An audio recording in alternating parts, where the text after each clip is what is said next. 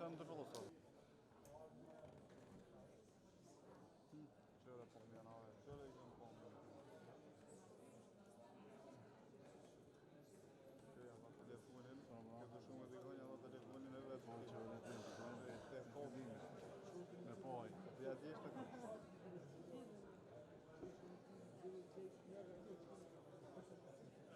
Tash e jetë që çfarë intenzimi sport ja po. Jesam se gjena në uleve.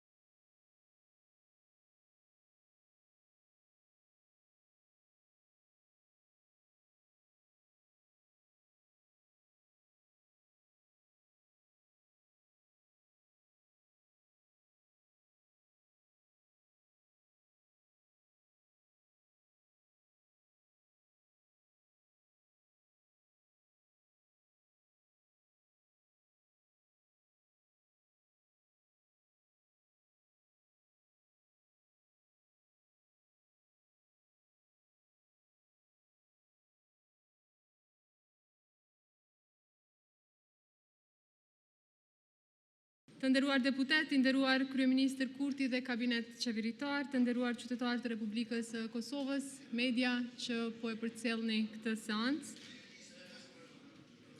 Po vazhdojmë me punimet e seancës së jashtëzakonshme plenare të Kuvendit të Republikës së Kosovës, të filluar më 27 prill 2026 dhe po vazhdoj derisa deputetët i zënë vendet e tyre.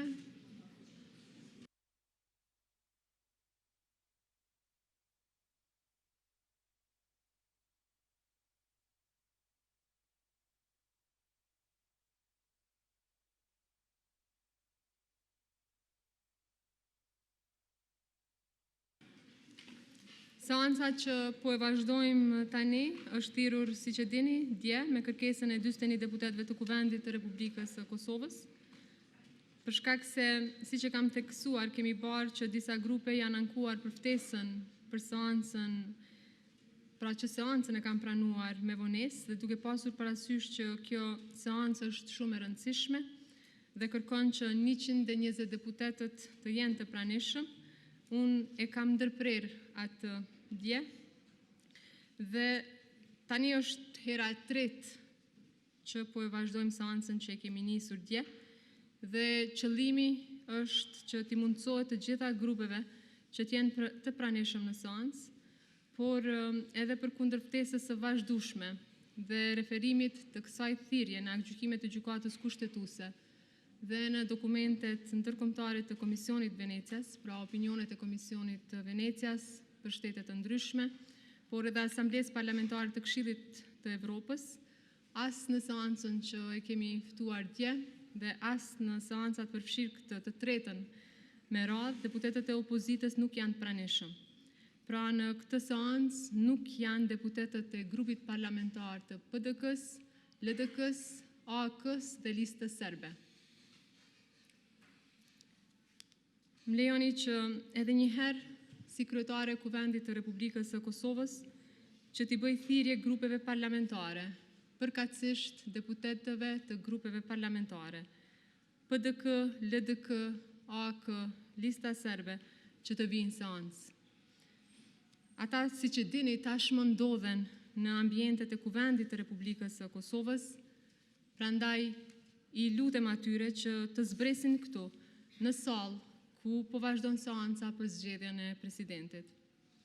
Për hir të opinionit publik, për hir të rëndësisë që kjo çështje ka dhe në përputhje me obligimet e mia si kryetare e Kuvendit, thirrjen për prezencën e deputetëve në këtë seancë jashtëzakonshme po e bazoj vetëm në detyrimet që dalin nga shumë aktgjykime të gjykatës kushtetuese. Por ndërta është ai KO 2911 dhe që flet për procedurat e votimit në kuvend, e po ashtu për obligimin e deputetëve të Kuvendit të Republikës që të jenë të pranishëm në seancën ku zgjidhet presidenti apo presidentja e vendit. Pra, gjykata ka theksuar që të gjithë deputetët e Kuvendit të Republikës së Kosovës duhet të jenë të pranishëm, minus ata deputet që marrin leje paraprakisht nga kryetari i Kuvendit. Si që kam njoftu, vetëm një deputet e Kuvendit të Republikës Kosovës ka njoftuar për arsyet e mungesës në këtë seancë të rëndësishme. Deputetët e Kuvendit të Republikës Kosovës e kanë për obligim që të veprojnë në përputhje me interesat e qytetarëve dhe që të jenë të pranishëm në seancën plenare. Natyrisht, paraqitjet në media të ndryshme, në hapësirat e Kuvendit janë të mirë së ardhura, por para së gjitha dhe të mbi gjitha, ata duhet jenë këtu dhe të ushtrojnë mandatin e tyre, për të folur apo për të votuar, e sidomos për shkak të gjykimeve për ta ushtruar të drejtën e tyre të votës. Ne kemi edhe disa orë, para se të bëhet ora 24, pra 12, me këtë rast po vlerësoj të rëndësishme që ta mundsojmë edhe një seancë, pra vazhdimin e një seance tjetër. Uroj mirëkuptimin e deputetëve të cilët kanë ardhur në vazhdimsi në seancat që janë thirrur për këtë çështje. Kërkoj po ashtu mirëkuptimin e mediave për angazhimin e tyre, i falenderoj dhe për prezencën e tyre në seancat ku po përpiqemi që ta zgjedhim presidentin e vendit me mandat 5 vjeçar, por jam e detyruar që edhe këtë seancë ta ndërpres këtu dhe që u bëj thirrje që në orën 23 të vim sërish në seancë plenare. Ju kërkoj ndjesë për këtë, por po përpiqem maksimalisht që të gjejmë hapësirë edhe brenda këtyre orëve që vendit i japim presidentin me mandat 5 vjeçar. Shihemi në orën 23.